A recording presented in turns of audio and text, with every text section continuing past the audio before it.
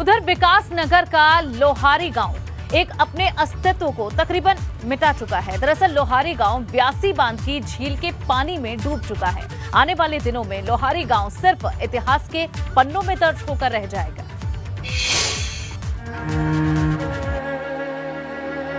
सरकार से क्या लगाना, पहले 5 साल पहले बेवकूफ बनाया हमारा, अब क्या विश्वास रखना। कल के दिन हमारा गांव ही नहीं रहेगा तो हम अपने बच्चों को कहाँ ले जाएंगे। विरासत है हमारी, ये हमारे सब कुछ है, ये घर हमारे सब कुछ है हमारे लिए। पता नहीं कितनी पीढ़ियां आई कितनी गई। ये दर्द है लोहारी गांव के उन लोगों का जिन्होंने अपनी आंखों के सामने ही अपने पुरखों की निशानी को जलमग्न होते देखा है।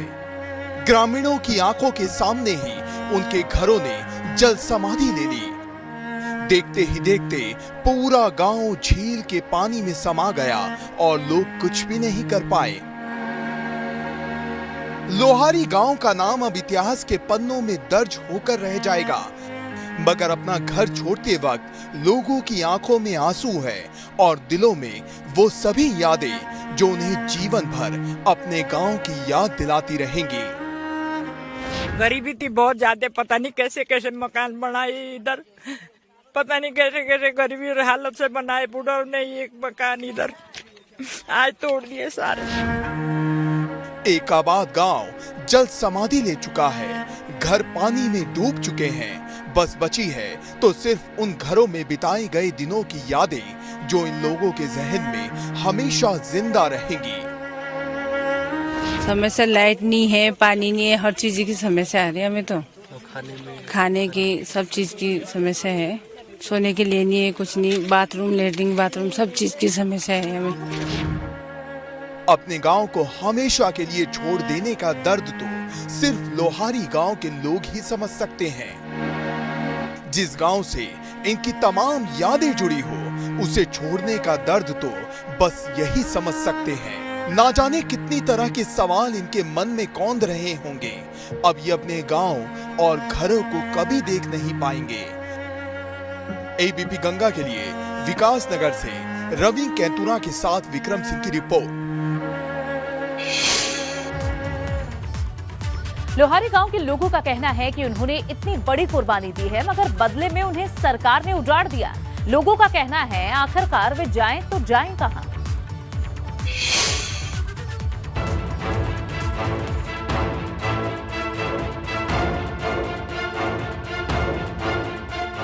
ब्यासी जल विद्युत परियोजना से भले ही लोगों के घर रोशन हो जाएं, मगर लोहारी गांव के ग्रामीणों के लिए ये जीवन भर का दर्द है। झील के पानी ने देखते ही देखते गांव के मकान, गौशालाएं और खेत खलिहानों सबको अपने आगोश में ले लिया। एक गांव का नामो निशान मिट गया, बस रह गई तो सिर्फ उसकी यादें। सरकार ने जो है हमने ये कहा था कि हम जमीन के बदले जमीन और मकान के बदले मकान देंगे, लेकिन इतनी जल्दी 48 घंटे में खाली करना पड़ा या इतनी जल्दी होगा ये किसी को अंदेशा नहीं था। इसलिए उन्होंने बनाया। तिनका जोड़ के सब लोग किसान है और खेती का काम करते हैं और फिर खेती भी डूब गई है और हमारे पास जीने का कोई साधन नहीं है। ब्यासी जल विद्युत परियोजना यमुना नदी पर बन रही है। इसके बांध की ऊंचाई 204 मीटर है, जबकि इससे 120 मेगावाट बिजली का उत्पादन होगा। वैसे तो परियोजना की शुरुआत 1972 में हुई थी, मगर एक हादसे के बाद परियोजना का काम रोक दिया गया था। 2012 में परियोजना का काम फिर से शुरू हुआ। विधानसभा चुनाव से पहले पीएम नरेंद्र मोदी ने परियोजना को देश को समर्पित किया। इस परियोजना पर 1800 करोड़ का खर्च आएगा। सरकार भले ही परियोजना के शुरू होने से राहत महसूस कर रही हो, मगर ग्रामीणों की नाराजगी इस बात को लेकर है कि सरकार और प्रशासन ने उनसे जो वादा किया था उसे पूरा नहीं किया गया। हम यही चाहते थे सरकार से कि हमें जमीन मिले, थोड़ा सा हम लोग मकान मिले, जिससे पूर्वजों ने हमारे लिए बनाए तो हम आगे अपनी पीढ़ियों को दिखाएं। हम अपना गांव बसाना चाहते हैं कि हम अपने बच्चों को कहें कि हमारा गांव है। जैसे हम लोग कहते हैं कि आप कहीं भी रहे, बम्बई में रहते हैं, दिल्ली में रहते हैं, जब किसी की डेथ होती है, जब कोई त्योहार होता है तो यहाँ आते हैं, गाँव में आते हैं कि चलो हम लोग गाँव जाएंगे। कल के दिन हमारा गाँव ही नहीं रहेगा तो हम अपने बच्चों को कहाँ ले जाएंगे।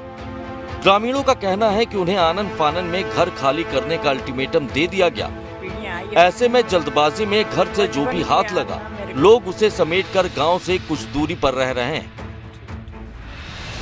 परियोजना से प्रभावित लोहारी गांव के ग्रामीणों को सरकार ने मुआवजा तो दे दिया, मगर उनके विस्थापन के लिए फिलहाल कोई नीति नहीं बनाई, जिससे सवाल ये उठ रहा है कि इस गांव के लोग आखिरकार रहेंगे कहां? ग्रामीणों की नाराजगी इस बात को लेकर भी है कि उनके बने मकान छीन लिए गए और बदले में मिला सिर्फ जीवन भर का दर्द। सवाल ये भी है कि कुछ घरों को रोशन करने के लिए क्या एक गांव को उजाड़ना ठीक है? एबीपी गंगा के लिए विकास नगर से रवि कैंतुरा के साथ विक्रम सिंह की रिपोर्ट।